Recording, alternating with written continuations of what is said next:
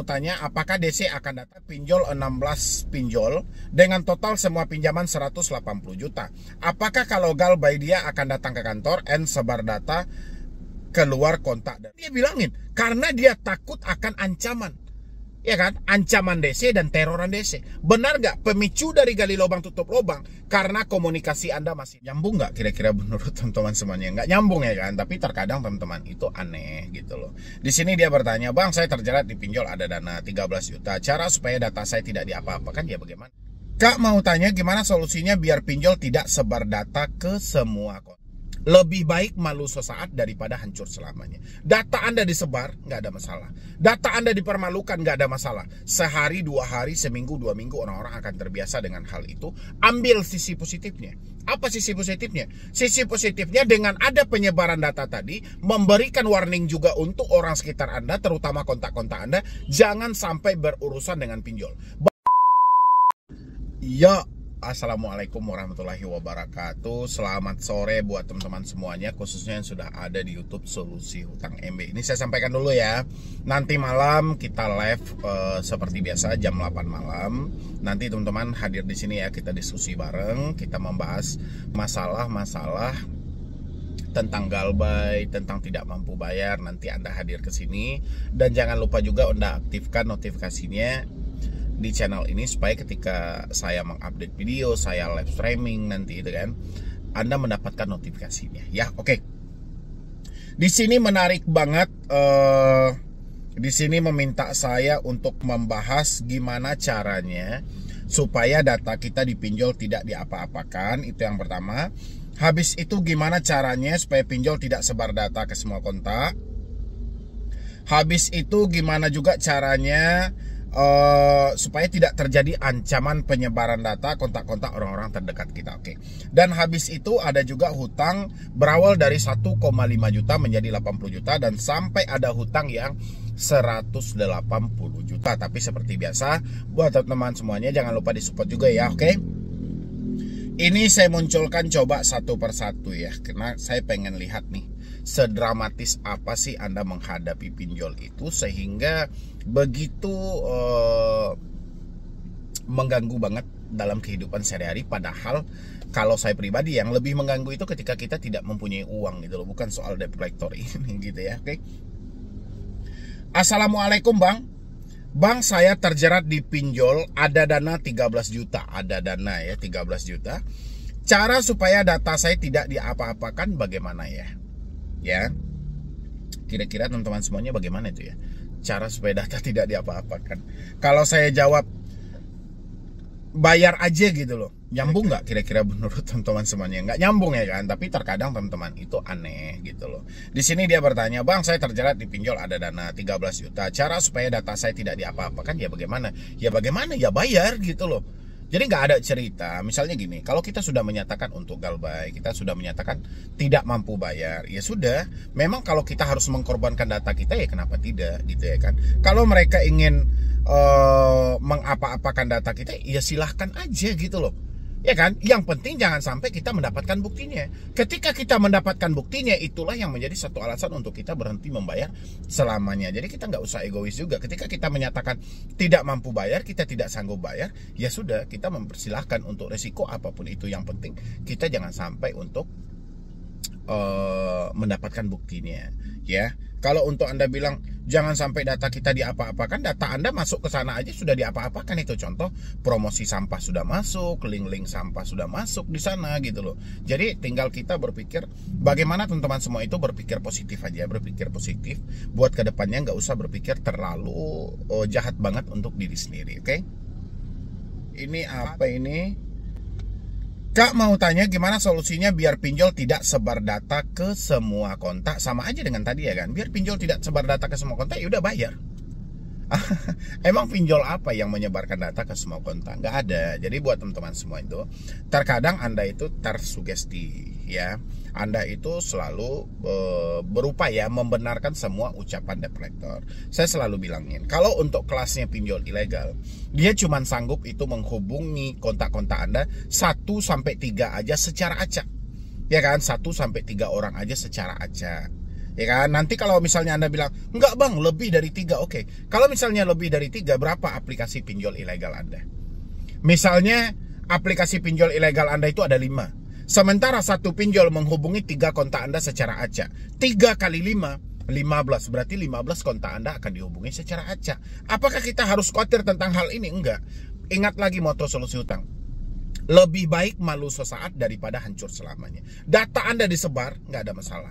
Data Anda dipermalukan, nggak ada masalah. Sehari, 2 hari, seminggu, 2 minggu, orang-orang akan terbiasa dengan hal itu. Ambil sisi positifnya. Apa sisi positifnya? Sisi positifnya dengan ada penyebaran data tadi, memberikan warning juga untuk orang sekitar Anda, terutama kontak-kontak Anda, jangan sampai berurusan dengan pinjol. Bahwa pinjol itu tidak sebaik yang kita kira. Jadi sisi positifnya, walaupun Anda malu, tapi Anda memberikan hal-hal yang bermanfaat, yaitu mengingatkan kepada saudara-saudara kita yang ada di kontak-kontak Anda itu, supaya jangan tergiur dengan pinjaman online. Ya, dan habis itu jangan pula gara-gara hal-hal seperti ini. Ya, ini yang bertanya namanya ini di sini. Dia mau tanya gimana solusinya biar pinjol tidak sebar data. Jangan sampai gara-gara hal-hal ini Anda terjerumus dengan jasa-jasa penghapusan data, jasa-jasa backup data, jasa-jasa pengalihan data dan segala macam. Berawal dari sinilah Anda akan masuk ke dalam dunia penipuan. Karena Anda tidak mau data Anda disebar, nanti akan ada pahlawan-pahlawan kesiangan yang mana dia akan membackup data Anda katanya. Padahal nggak ada. Yang di backup itu adalah uang yang ada di kantong Anda, sisa uang yang masih tersisa untuk membayar jasa mereka. Itu tujuan backupnya. Dan mereka akan bersyukur banget kalau Anda selalu bertanya, biar pinjol tidak sebar data. Pasti mereka akan menawarkan, pakai aja jasa kami. Ya kan? Nanti kami bisa menelusuri, pinjol nggak akan sebar data. Pinjol akan mengurangi sebar data. Kita backup data Anda, kita handle data Anda, hati-hati. Ya, hati-hati dengan bahasa-bahasa tentang backup data, pengalihan data, handle data. Hati-hati banget buat teman-teman semuanya. Itu semuanya penipuan dan itu tidak ada yang benar satupun. Yang benar hanyalah membackup sisa uang yang ada di kantongmu, dipindahkan ke mereka. Itu yang ada. Ya, habis itu lagi ini dengan pertanyaan yang hampir sama juga.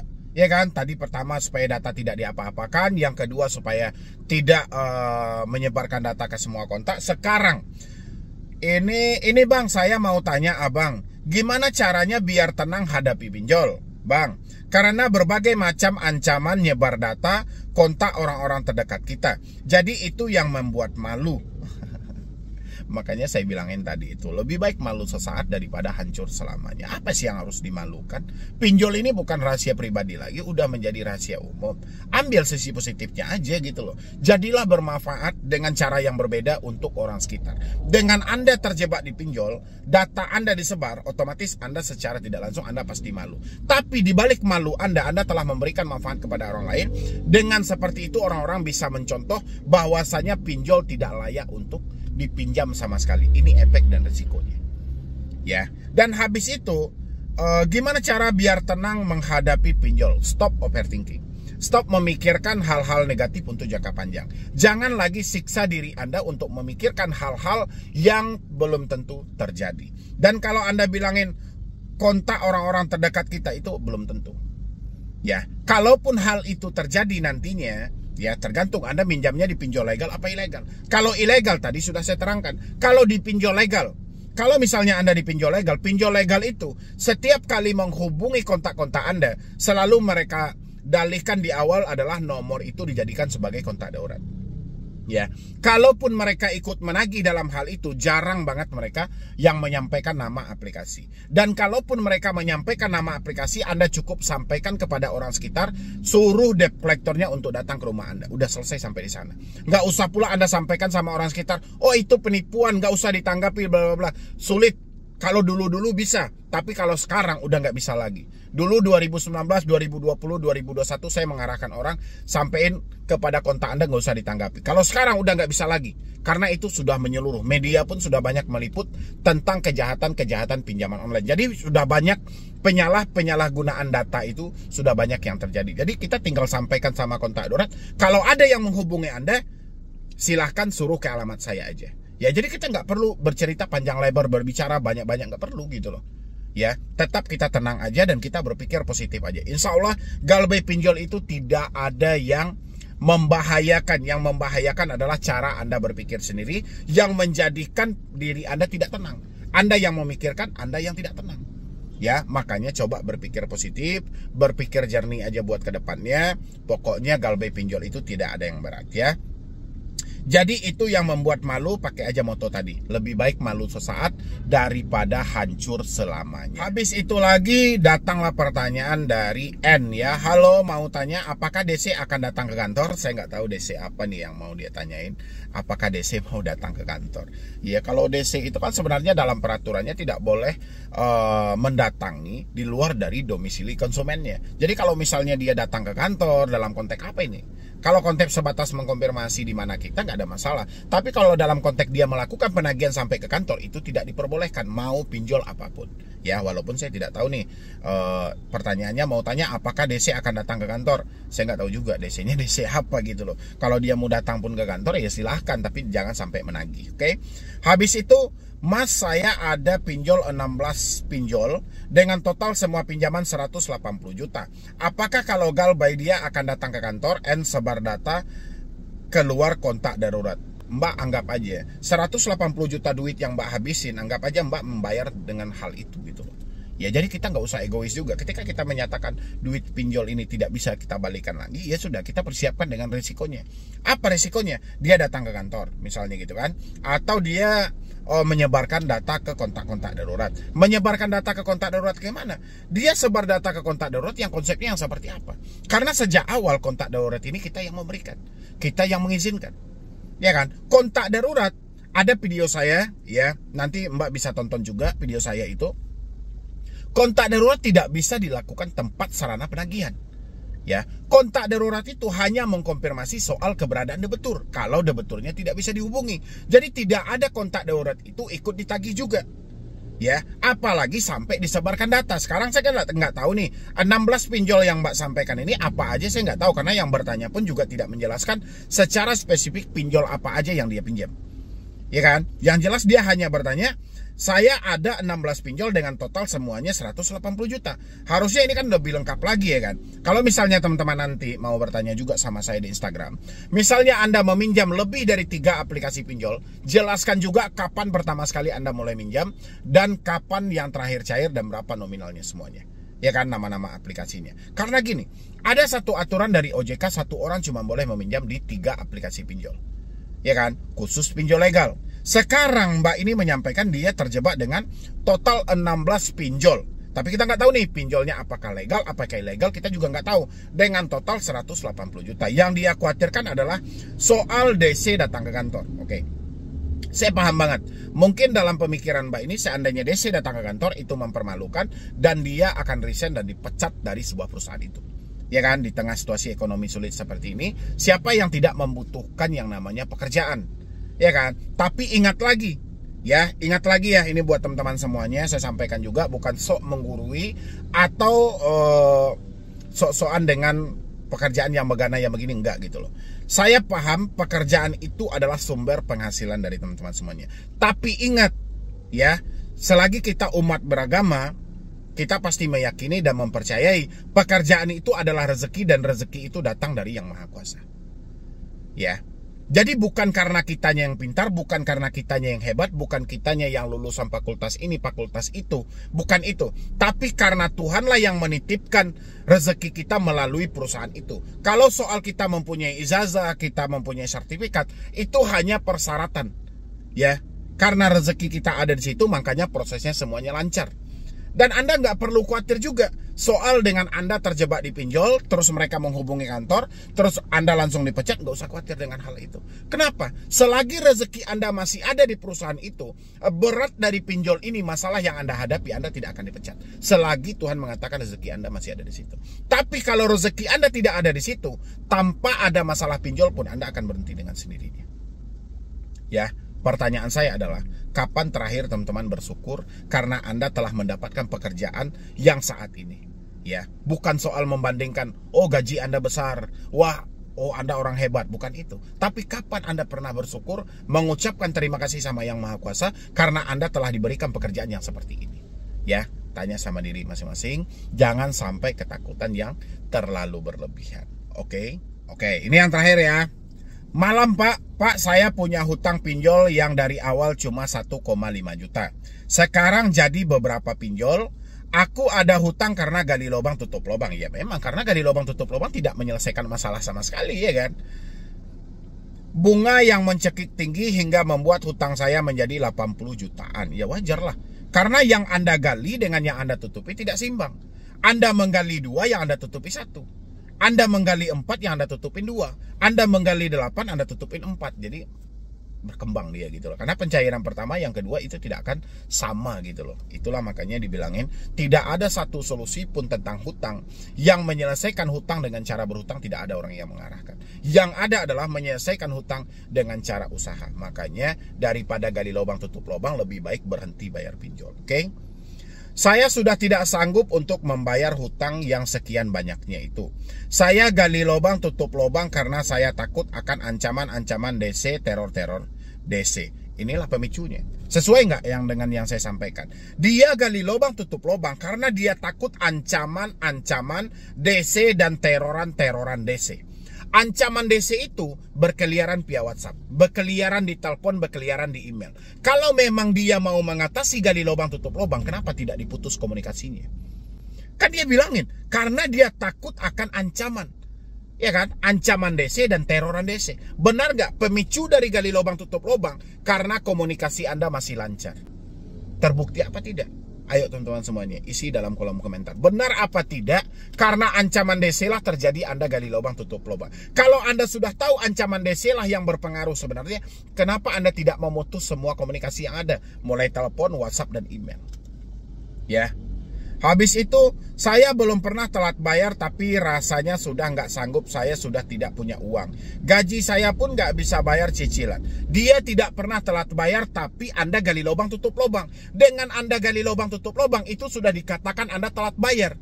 Ya kan? Kalau nggak mungkin dong terjadi gali lubang tutup lubang. Kalau Anda bilang saya tidak pernah telat bayar, ya wajar karena ada terjadi gali lubang tutup lubang. Dari gali lubang tutup lubang itulah yang disebut dengan telat bayar. Makanya terjadi gali lubang tutup lubang. Ada desakan, ada dorongan.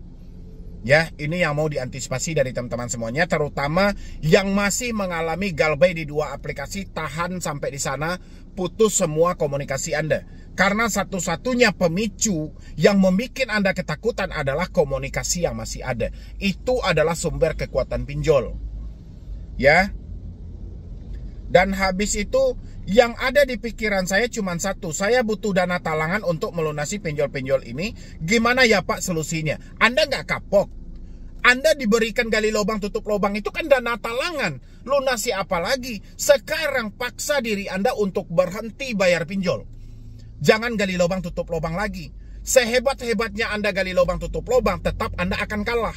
Walaupun hari ini duit pinjol ada sebanyak 80 juta sama Anda, tapi duit Anda lebih banyak dari itu pada pinjolnya. Ya, masih juga mencari talangan dana, gila, aduh.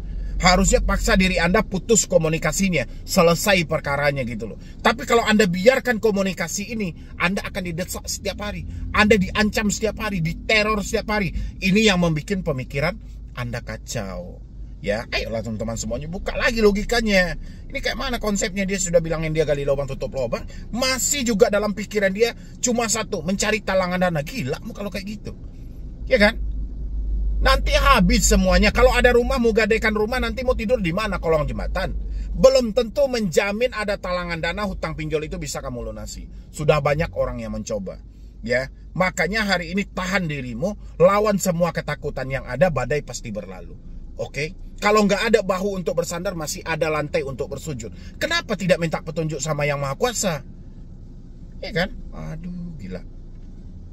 Keluarga saya tidak tahu menahu soal saya punya hutang di pinjol. Karena saya takut keluarga saya tahu, makanya saya gali lubang tutup lubang untuk membayar hutang-hutang tersebut. Makanya jangan berbohong. Sekecil apapun masalah, kalau Anda berbohong akan memberatkan.